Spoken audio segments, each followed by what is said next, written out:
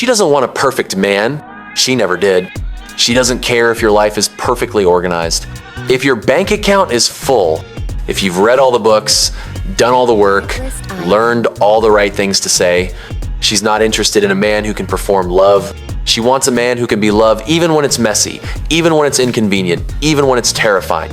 What she longs for is your presence, not your perfection.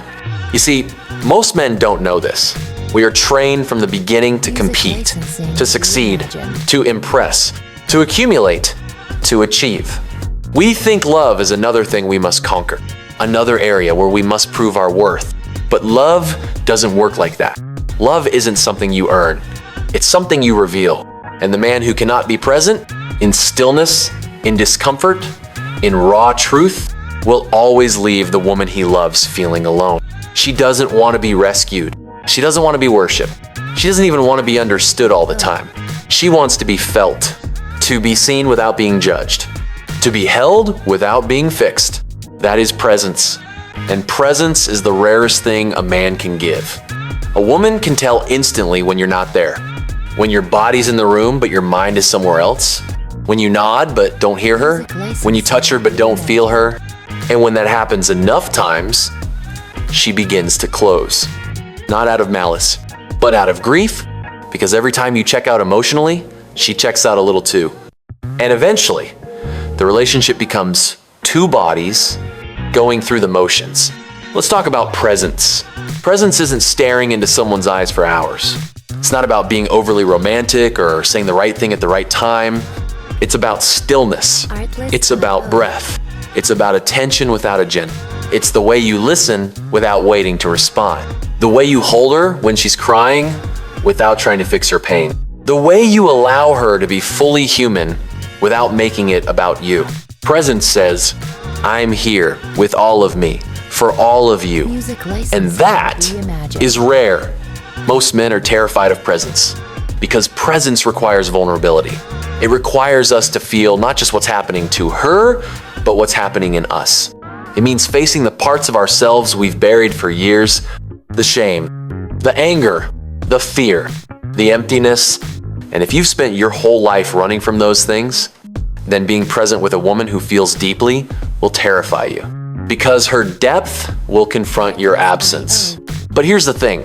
If you want a woman who is soft, open, trusting, radiant, you must meet her with depth, not dominance, not control, not cleverness, but grounded, quiet, masculine depth.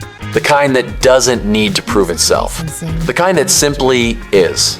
Do you know what makes a woman feel safest in a man's arms? It's not muscles. It's not money. It's not even charm. It's the feeling that you can hold space for her chaos without becoming chaotic yourself.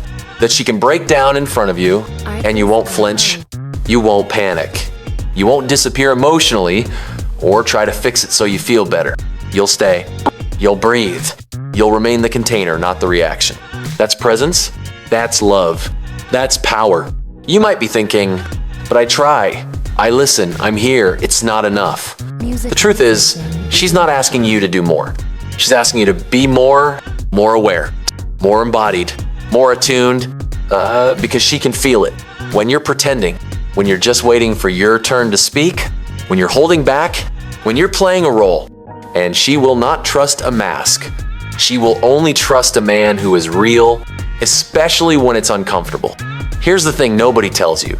Your woman doesn't want you to be a superhero. She wants you to be human. She wants to see your edges, your uncertainty, your courage to stay present anyway. That's what moves her. That's what opens her. And when she opens to that kind of presence, you'll see a version of her that no performance, no manipulation, no technique will ever reach. But if you show up half there, if you avoid discomfort, if you rush her emotions, if you disappear behind your phone or your work or your pride, she will begin to feel like she's carrying the relationship alone.